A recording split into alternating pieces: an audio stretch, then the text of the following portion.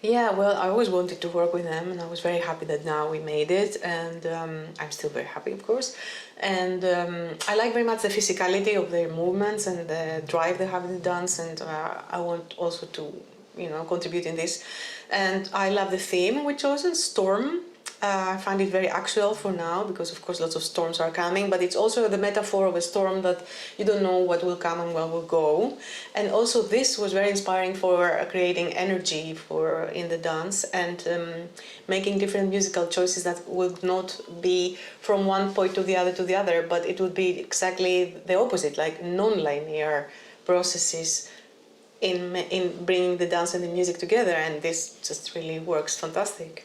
Well, it was like a very inspiring thing because I did not know before that Andrea had this Greek connection, and of course I am also Greek, and then we know what we're talking about. So when we talk about, oh, let's bring the crazy thing, and we both know what crazy thing we bring in, and this stimulates also me, like going further with this craziness of some Greek, you can say, dance motifs or dance little things, groovy stuff, which are crazy. And then this happened with Andrea's, of course, contribution. I mean, we both went for this together, like almost automatically. And then we were talking and about our experience with Greek music, the Greek dancing in the nights and all that. And so all this wild energy just comes in the performance in a very unexpected way, you can say, like the storm brings it in. All the material was created in a dialogue form with them, and of course, but with Andrea we had this Greek flame thing, like this has to be, and I don't know, it was a kind of, oh, yes, we will do that also. And then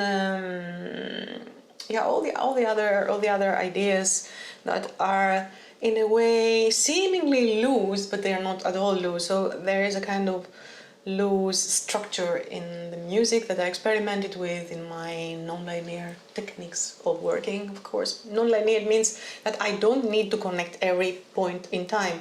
I am creating moments, and these moments can come in and out in each other. And that works also with Andrea and Hariono very well. And it creates space for both of us. So I also make things that I really like, and I like very much spaciousness and loose connections and a lot of reflection and draw back and and energy, like drawing back and putting it and drawing back again, this kind of wave kind of thing. And they also like it and they use it, and it just works. Well, the process that I work composing, it's not very different for this than for example, my piece Odysseus or other pieces that I am again dealing with composing situations like structures, let's put it that way, which could be also situations or whatever, materials that are connected with each other, and then I go and I start doing this fade in, fade out technique. And this asks really strong nerves because until quite late, you're working with things that are not connected, and then it can really break your nerves if they cannot connect. So you are like taking lots of risks, and for this it was also very good to do it, and I enjoyed taking these risks. And yes, of course. Well, in a way, I have this method that also Andrea and Hariono have. Like, we work in different states, and we, let's say, make the piece more and more concrete in the later states, and then we bring things in and out. This is also my working method, which is a very happy coincidence, you can say, to have the same method of working.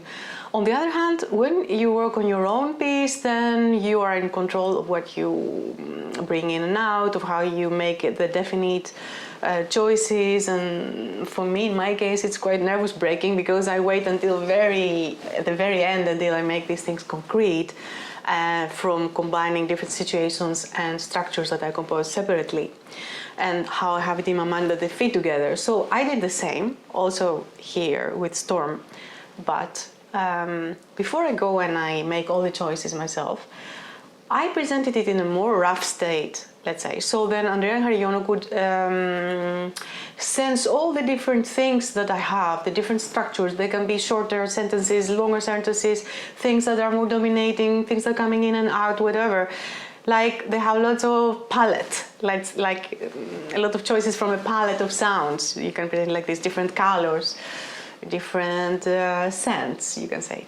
And then I would never have done that to present a piece with all these choices. I would have made then, you know, my own cuts and stuff. But when I do it like this, then I realize what they want, what they're focusing on, what talks to them more, what is not talking to them, how they navigate into this, and I let them be a part of this selection, of this stabilization, you can say, of the piece. And that was very beautiful to do. So then we did that together, and I noticed, yeah, we can do this, that, they make their choices. They did their own, let's say, study of the piece. They heard it a lot of times, and that also brings a bonding in between us, because I see a lot of their movements in becoming, and they see also my things in becoming. Which is great. I mean, I didn't do these things very often so well matched and felt from both sides. And then when I present also some of these things,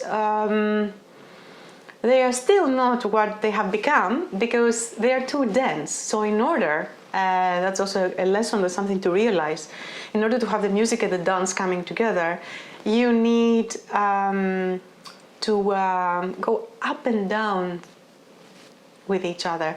So there are moments where the music is like more high tense than the dance or the music. It's not that the one is more important than the other. It's just that this up and down wave of energy should happen in order to feel the energy of these two coming together.